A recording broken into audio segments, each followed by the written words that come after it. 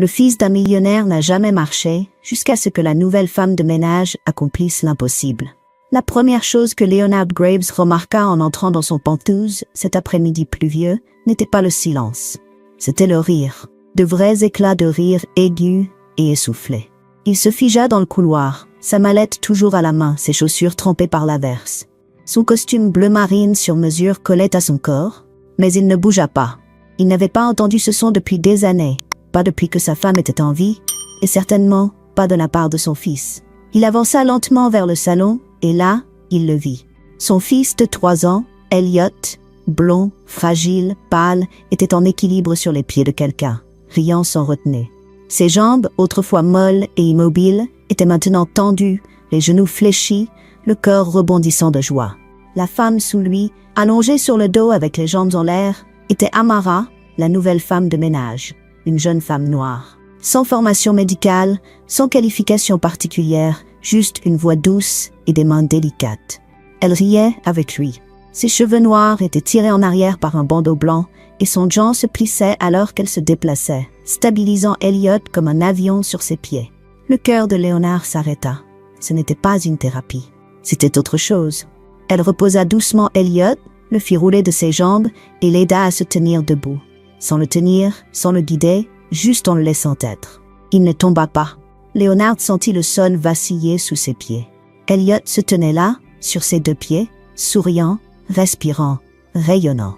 Le garçon qui n'avait pas fait un seul pas en 3 ans, le garçon dont les médecins disaient qu'il pourrait marcher mais ne le ferait pas, le garçon sur lequel Léonard avait presque abandonné tout espoir. Amara leva les yeux et remarqua enfin Léonard dans l'embrasure de la porte.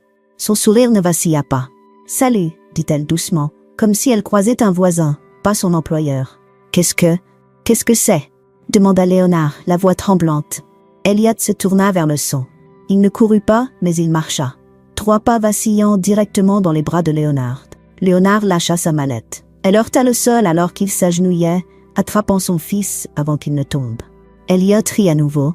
Les bras de Léonard tremblaient autour de lui. Il leva les yeux vers Amara, sans voix. « Je ne comprends pas, » murmura-t-il. « Vous n'avez pas besoin de comprendre, » répondit-elle. « Contentez-vous de le tenir. » Léonard se leva, serrant son fils plus fort qu'il ne l'avait fait depuis des mois. On lui avait dit que c'était psychologique, qu'il n'était pas prêt, que rien ne fonctionnerait. Amara se releva, essuyant ses mains sur son genou. Elliot n'avait pas besoin de thérapie, dit-elle doucement. Il avait besoin de jeu et de présence. Léonard la fixa. « Comment avez-vous fait pour qu'il vous fasse confiance ?» Elle inclina la tête. « Je n'ai pas essayé de le réparer. Je l'ai juste écouté. Il m'a appris à parler son langage. » La gorge de Léonard se serra. Il se souvenait des dizaines de thérapeutes, des mots cliniques, des tests, des papiers d'assurance. Il se souvenait d'être passé devant la porte de la nursery, d'entendre le silence et de continuer dans le couloir. « Bref, » dit-il lentement, « j'essayais de le sauver avec de l'argent. » Amara hocha la tête, mais il avait besoin de quelque chose de gratuit.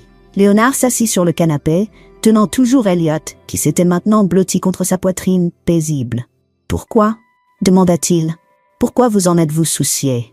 Elle hésita, puis s'assit en face de lui, jambes croisées. « J'ai perdu un enfant, » dit-elle simplement. Léonard retint son souffle. « Ce n'était pas biologiquement le mien, » continua-t-elle. « J'étais nounou à domicile pour un petit garçon nommé Jordan. Il avait les mêmes yeux qu'Elliot, la même peur des sons, le même silence. Ses parents ne croyaient pas en la patience. Ils m'ont licencié quand je leur ai demandé de ralentir. Il est mort 1 an plus tard dans un lit d'hôpital. » Léonard ne dit rien, se contentant de la regarder. « Je n'étais pas là quand il est parti. Je ne me le suis jamais pardonné. » Elle regarda Elliot. « Quand j'ai vu votre fils, j'ai vu Jordan. » Léonard cligna des yeux pour chasser une larme. « Je ne mérite pas ça. Pas ce moment. Passez pas. » Le regard d'Amara était ferme. « Peut-être pas. » Mais lui, si. Le silence s'installa. Dehors, la pluie s'adoucissait. À l'intérieur, quelque chose d'autre se brisa. Pas chez Elliot. Chez Léonard, le mur d'acier, l'armure émotionnelle, le masque parfait de PDG. « Je n'ai pas été un père, » murmura-t-il. « Juste un homme dans la même maison. »« Vous avez encore du temps, » dit-elle doucement. Elliot remua dans ses bras. Il leva les yeux vers son père, bâilla et se blottit à nouveau. Léonard regarda Amara à nouveau. « Vous n'êtes pas juste une femme de ménage. » Elle haussa les épaules. « Je n'essaie pas d'être quoi que ce soit. Vous avez fait ce qu'aucun d'eux n'a pu faire. Je ne l'ai pas guéri, dit-elle. Je l'ai juste aidé à se trouver lui-même. Il regarda son fils, puis dit quelque chose qu'il n'avait pas dit depuis 3 ans. Merci. Amara se leva lentement. Il aura besoin de constance. Il a encore peur, pas de marcher, mais d'être laissé seul. Léonard déglutit difficilement. Je resterai à la maison, dit-il. Plus souvent. Amara hocha la tête, mais ne sourit pas. Il saura si vous êtes sincère. Léonard embrassa le haut de la tête d'Elliot. Je suis sincère. Et cette fois, il l'était. Le lendemain matin, la maison semblait différente. Pas à cause de la lumière du soleil qui filtrait à travers les grandes fenêtres, ni à cause de l'odeur des crêpes qu'Amara avait préparées en fredonnant doucement dans la cuisine, mais parce que Leonard Graves était toujours à la maison. Il était assis sur le tapis, en chemise blanche impeccable, manches retroussées, sans cravate, regardant Elliot empiler des blocs tout seul, sans parler, juste présent. Elliot avança en vacillant, tendit la main pour prendre un nouveau bloc et tomba. Léonard tressaillit, mais avant qu'il ne puisse bouger, Elliot se releva tout seul, souriant. « Essaie encore !» Léonard cligna des yeux rapidement. Cela n'était jamais arrivé auparavant. Amara se tenait tranquillement dans l'embrasure de la porte, essuyant ses mains sur un torchon, observant les deux. « Vous semblez surpris, dit-elle. »« Je le suis, murmura Léonard. Je pensais qu'il était brisé. »« Il n'a jamais été brisé, dit Amara doucement. Il attendait juste que quelqu'un arrête de se presser. » Léonard se leva lentement. « J'ai tout précipité. Sa guérison, son enfance, même son deuil. » Amara ne répondit pas. Il la regarda. « Comment puis-je réparer ça ?» Elle s'avança, lui tendit un dinosaure en jouet. « Vous ne le réparez pas. Vous restez et vous vous montrez présent. C'est tout. » Il s'agenouilla à nouveau près d'Elliot, tenant le dinosaure en l'air.